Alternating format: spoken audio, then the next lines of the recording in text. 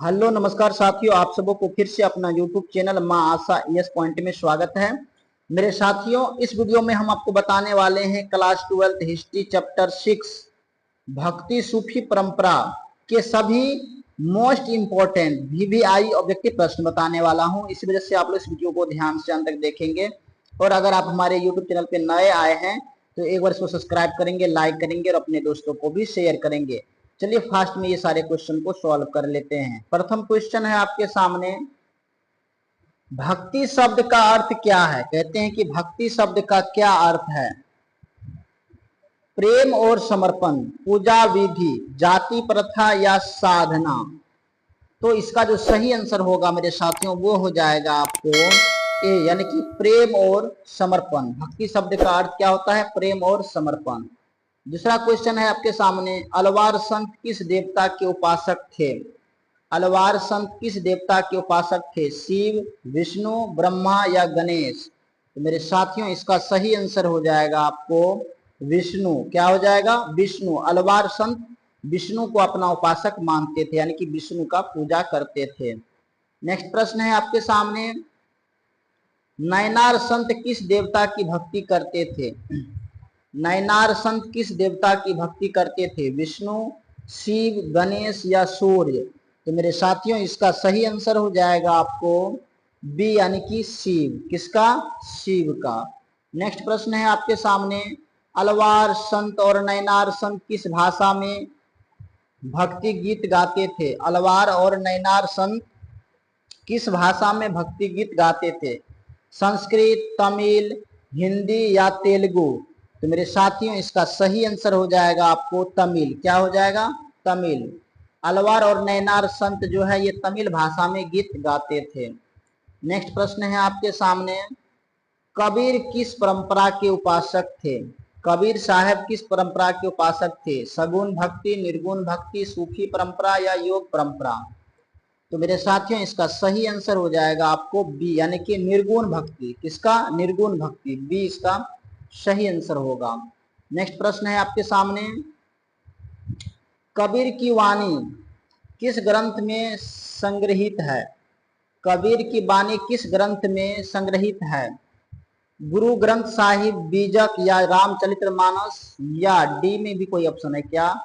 भागवत पुराण? तो मेरे साथियों कबीर की वाणी किस ग्रंथ में संग्रहित है? तो इसका सही आंसर हो जाएगा आपको बी, यानी कि बीजक। किसमें? बीजक में। बी इसका सही आंसर होगा। नेक्स्ट प्रश्न है आपके सामने, कबीर की रचनाओं को क्या कहा जाता है? कबीर की रचनाओं को क्या कहा जाता है? भजन, शबद और साखी, चौपाई या स्तुति? तो मेरे साथियों इसका सही आंसर हो जाएगा आपको शबद और साखी। क्या हो जाएगा? शबद और साखी। नेक्स्ट प्रश्न है आपके सामने, गुरु नानक का जन्म कहाँ हुआ था? गुरु नानक का जन्म कहाँ हुआ था? अमृतसर, तलवंडी जो ननकाना साहिब है, दिल्ली या अजमेर? तो मेरे साथियों इसका सही आंसर हो जाएगा आपको तलवंडी, यानी कि ननकाना साहिब। गुरु नानक का जन्म स्थान कहाँ है? तलवंडी। नेक्स्ट प्रश्न है आपके सामने, गुरु नानक किस धर्म के संस्थापक थे? बौद्ध धर्म, जैन धर्म, सिख धर्म या सूफी मत? तो मेरे साथियों इसका सही आंसर हो जाएगा आपको सी, यानी कि सिख धर्म। किसका? सिख धर्म का। सी इसका सही आंसर होगा। नेक्स्ट प्रश्न है आपके सामने, गुरु नानक की शिक्षाओं का संकलन किस ग्रंथ में है? आदि ग्रंथ? कहते हैं गुरु ग्रंथ की शिक्षाओं का संकलन किस ग्रंथ में है? आदि ग्रंथ, रामचरितमानस, बीजक या गीता? तो मेरे साथियों इसका सही आंसर हो जाएगा आपको आदि ग्रंथ। गुरु नानक की शिक्षाओं का संकलन किस ग्रंथ में है? तो आदि ग्रंथ में है। नेक्स्ट प्रश्न है आपके सामने, संत रामानुज किस दर्शन के से जुड़े थे? संत रामानुज किस दर्शन से जुड़े थे? अद्वैतवाद, विशिष्टाद्वैतवाद, द्वैतवाद या शून्यवाद? तो मेरे साथियों इसका सही आंसर हो जाएगा आपको बी, विशिष्टाद्वैतवाद, क्या हो जाएगा? विशिष्टाद्वैतवाद, बी इसका राइट आंसर होगा। नेक्स्ट प्रश्न है आपके सामने, शंकराचार्य किस दर्शन से जुड़े थे? शंकराचार्य किस दर्शन से जुड़े थे? विशिष्टाद्वैतवाद, अद्वैतवाद या द्वैतवाद या भेदाभेद? तो मेरे साथियों इसका सही आंसर हो जाएगा आपको अद्वैतवाद। किसका हो जाएगा? अद्वैतवाद का। नेक्स्ट प्रश्न है आपके सामने, मीराबाई किस भक्त थी? किसकी भक्त थी? मीराबाई किसकी भक्त थी? राम, शिव, कृष्ण या विष्णु? तो मेरे साथियों इसका सही आंसर हो जाएगा आपको सी यानी कि कृष्ण। राम, मीराबाई किसकी भक्त थी? तो ये कृष्ण जी के भक्त थी। नेक्स्ट प्रश्न है आपके सामने, सूफी संत किस धर्म से संबंधित थे? सूफी संत किस धर्म से संबंधित थे? इस्लाम या कहूं तो हिंदू, बौद्ध या जैन? तो स्वाभाविक है सूफी संत है, तो इसका सही आंसर हो जाएगा आपको ए यानी कि इस्लाम। क्या हो जाएगा? इस्लाम धर्म से संबंधित थे। नेक्स्ट प्रश्न है आपके सामने, सूफी संत के आश्रम को क्या कहते थे? सूफी संत के आश्रम को क्या कहा जाता था या क्या कहते थे? मंदिर, मस्जिद या खानका या मठ? तो मेरे साथियों इसका सही आंसर हो जाएगा आपको खानका। क्या हो जाएगा? खानका, सी इसका सही आंसर होगा। नेक्स्ट प्रश्न है आपके सामने, सूफी संत अपने शिष्यों को क्या कहते थे? सूफी संत अपने शिष्यों को क्या कहते थे? भक्त, मुरीद, साधक या साथी? तो मेरे साथियों इसका सही आंसर हो जाएगा आपको बी यानी कि मुरीद। क्या कहते थे? मुरीद कहते थे। नेक्स्ट प्रश्न है आपके सामने, चिश्ती सिलसिले की स्थापना किसने की? निजामुद्दीन औलिया, ख्वाजा मोइनुद्दीन चिश्ती, बाबर या शंकराचार्य? तो मेरे साथियों इसका सही आंसर हो जाएगा आपको बी यानी कि ख्वाजा मोइनुद्दीन चिश्ती, बी इसका सही आंसर होगा। नेक्स्ट प्रश्न है आपके सामने, निजामुद्दीन औलिया किस सिलसिले से जुड़े थे? निजामुद्दीन औलिया किस सिलसिले से जुड़े थे? बहुत इंपॉर्टेंट प्रश्न है। आपके सामने ऑप्शंस है कादरी, चिश्ती, सोहरवर्दी या नक्शबंदी। किसका कार्य? निजामुद्दीन औलिया किस सिलसिले से जुड़े थे? तो मेरे साथियों निजामुद्दीन औलिया किस सिलसिले से जुड़े थे? तो इसका जो है सही आंसर हो जाएगा आपको, ये हो जाएगा आपको बी यानी कि चिश्ती। किससे जुड़ी थी? चिश्ती, बी इसका सही आंसर होगा। चिश्ती सही आंसर होगा। नेक्स्ट प्रश्न है आपके सामने, सूफियों के गीतों को क्या कहते हैं? सूफियों के गीतों को क्या कहते हैं? भजन, कव्वाली, आरती या शबद? तो मेरे साथियों इसका सही आंसर हो जाएगा आपको बी यानी कि कव्वाली। सूफियों के गीते को कव्वाली कहा जाता है। नेक्स्ट प्रश्न है आपके सामने, संत नामदेव किस भाषा में गाते थे? तमिल, मराठी, हिंदी या अवधी? तो मेरे साथियों इसका सही आंसर हो जाएगा आपको मराठी, बी इसका सही आंसर होगा। नेक्स्ट प्रश्न है, संत तुकाराम किस भगवान के उपासक थे? राम, कृष्ण, विठल या शिव? तो मेरे साथियों इसका सही आंसर हो जाएगा आपको विठल जी, सी इसका सही आंसर होगा। संत तुकाराम भगवान विठल के उपासक थे। नेक्स्ट प्रश्न है आपके सामने, वल्लभाचार्य ने किस संप्रदाय की स्थापना की? पुष्टि मार्ग, रामानुज संप्रदाय, नाथ संप्रदाय, निर्गुण परंपरा? तो मेरे साथियों इसका सही आंसर हो जाएगा आपको ए यानी कि पुष्टि मार्ग। क्या हो जाएगा?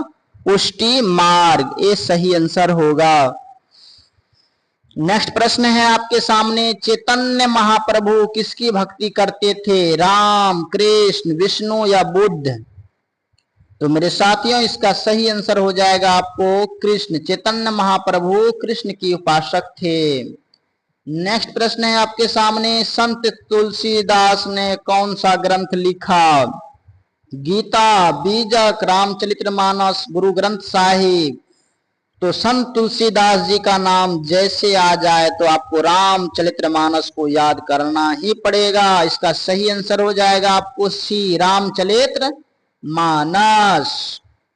नेक्स्ट प्रश्न है आपके सामने, सूरदास किसके भक्त थे? पूरा दुनिया जानता है इसके विषय में। सूरदास किसके भक्त थे? राम, कृष्ण, शिव या विष्णु?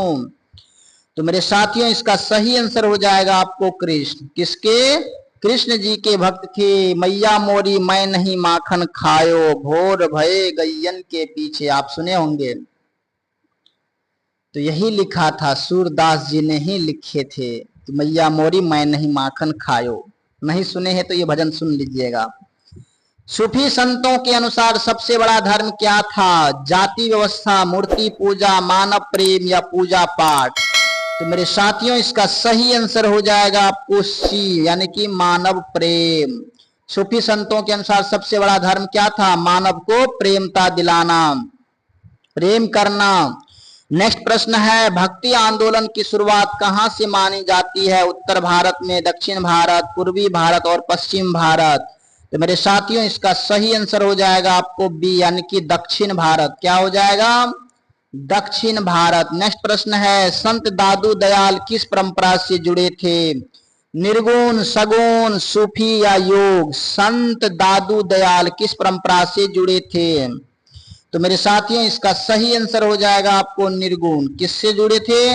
निर्गुण परंपरा से जुड़े थे। नेक्स्ट प्रश्न है आपके सामने, संत रैदास किसके भक्त थे? शिव, निर्गुण, राम, कृष्ण या विष्णु? संत रैदास की बात जैसे आ जाए आपको, निर्गुण राम के उपासक थे। एक होता है सगुण जिसमें मूर्ति पूजा किया जाता है, इसमें निर्गुण राम का पूजा किया था। नेक्स्ट प्रश्न है, गुरु अंगद ने किस लिपि का प्रचार किया? देवनागरी, गुरुमुखी, तमिल या तेलुगु? मेरे साथियों इसका सही आंसर हो जाएगा आपको बी, यानी कि गुरुमुखी। क्या हो जाएगा? गुरुमुखी। नेक्स्ट प्रश्न है आपके सामने, भक्ति संतों ने किसका विरोध किया? जाति भेद और अंधविश्वास का, प्रेम और सेवा, सरल जीवन, भक्ति गीत? तो मेरे साथियों इसका सही आंसर हो जाएगा आपको जाति भेद और अंधविश्वास। भक्ति संतों ने किसका विरोध किया? जाति भेद और अंधविश्वास का। नेक्स्ट प्रश्न है आपके सामने, सूफियों ने किस पर जोर दिया? कर्म कांड, ईश्वर प्रेम और मानव सेवा, जाति व्यवस्था, मंदिर निर्माण? तो मेरे साथियों इसका सही आंसर हो जाएगा ईश्वर प्रेम और मानव निर्माण। सूफियों ने किस पर जोर दिया? ईश्वर प्रेम और मानव सेवा पर। नेक्स्ट प्रश्न है आपके सामने, सूफी संत किस प्रकार का जीवन जीते थे? ऐश्वर्यपूर्ण, सादा जीवन, सैनिक जीवन या राजनीतिक जीवन? सूफी संत किस प्रकार का जीवन जीते थे? ऐश्वर्यपूर्ण, सादा जीवन, सैनिक जीवन या राजनीतिक जीवन? तो मेरे साथियों इसका सही आंसर हो जाएगा आपको सादा जीवन। किसका? सादा जीवन। नेक्स्ट प्रश्न है आपके सामने, गुरु नानक ने किसका विरोध किया? जातिवाद और अंधविश्वास, भक्ति, ईश्वर भक्ति, सूफी संत या संस्कृत भाषा? तो इसका सही आंसर हो जाएगा आपको जातिवाद और अंधविश्वास। गुरु नानक ने जातिवाद और अंधविश्वास का विरोध किया। नेक्स्ट प्रश्न है आपके सामने, गुरु नानक के उत्तराधिकारी कौन बने? गुरु नानक के उत्तराधिकारी कौन बने? गुरु अर्जुन देव, गुरु गोविंद सिंह, गुरु अंगद या गुरु रामदास? तो मेरे साथियों इसका सही आंसर हो जाएगा आपको सी, यानी कि गुरु अंगद। कौन हो जाएगा? गुरु अंगद। नेक्स्ट प्रश्न है आपके सामने, गुरु अर्जुन देव ने कौन सा ग्रंथ संकलित किया? गीता, आदि ग्रंथ, बीजक, रामचरितमानस? तो गुरु अर्जुन देव ने कौन सा ग्रंथ संकलित किया? इसका सही आंसर हो जाएगा आपको बी। क्या हो जाएगा? बी, यानी कि आदि ग्रंथ। किसका? आदि ग्रंथ का। नेक्स्ट प्रश्न है आपके सामने, कबीर किस भाषा में रचनाएं करते थे? संस्कृत, ब्रज और सधुकड़ी, तमिल या तेलुगु? तो मेरे साथियों इसका सही आंसर हो जाएगा आपको बी, यानी कि ब्रज और सधुकड़ी।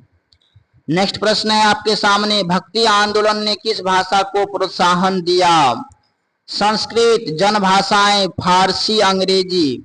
तो मेरे साथियों इसका सही आंसर हो जाएगा आपको बी, यानी कि जन भाषाएं। किसका हो जाएगा? जन भाषाएं का। बी इसका सही आंसर होगा। नेक्स्ट प्रश्न है आपके सामने, मीराबाई की रचनाएं किस भाषा में थी? हिंदी और राजस्थानी, तमिल, संस्कृत, मराठी। तो मेरे साथियों इसका सही आंसर हो जाएगा आपको ए, हिंदी और राजस्थानी। मीराबाई की रचनाएं किस भाषा में थी? हिंदी और राजस्थानी। नेक्स्ट प्रश्न है आपके सामने, सूफी संत की शिक्षाओं का संग्रह क्या कहलाता है? मलफुजात, बीजक या गीता। तो मेरे साथियों इसका सही आंसर हो जाएगा आपको मलफुजात। सूफी संतों की शिक्षाओं का संग्रह मलफुजात कहलाता है। नेक्स्ट प्रश्न है आपके सामने, सूफी संत किस धर्म के कठोर नियमों का विरोध करते थे? सूफी संत किस धर्म के कठोर नियमों का विरोध करते थे? हिंदू धर्म, इस्लाम धर्म, ईसाई धर्म या जैन धर्म। तो मेरे साथियों इसका सही आंसर हो जाएगा आपको इस्लाम धर्म। क्या हो जाएगा? इस्लाम धर्म। नेक्स्ट प्रश्न है आपके सामने, भक्ति आंदोलन का मुख्य प्रभाव क्या था? सामाजिक सुधार और सामंजस्य, मंदिर निर्माण, राजनीतिक परिवर्तन, व्यापार का विकास। तो मेरे साथियों इसका सही आंसर हो जाएगा आपको सामाजिक सुधार और सामंजस्य। नेक्स्ट प्रश्न है, संत तुकाराम किस भाषा में रचनाएं करते थे? हिंदी, मराठी, तमिल या संस्कृत। तो मेरे साथियों इसका सही आंसर हो जाएगा आपको बी यानी कि मराठी। क्या हो जाएगा?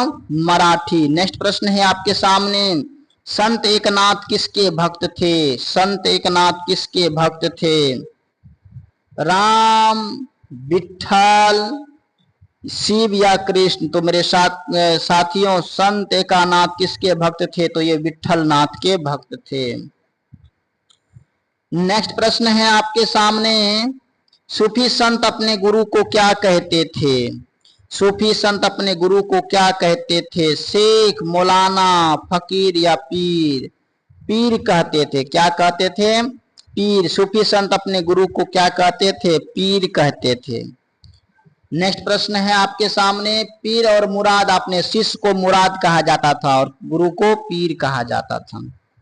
सूफी संत अपने शिष्य को क्या कहते थे? भक्त, मुरीद या साधक या अनुयायी। सूफी संत अपने शिष्य को अभी जस्ट बताए हैं मुरीद कहते थे। क्या कहते थे? मुरीद कहते थे। नेक्स्ट प्रश्न है, सूफी और भक्ति संत किस बात पर सहमत थे?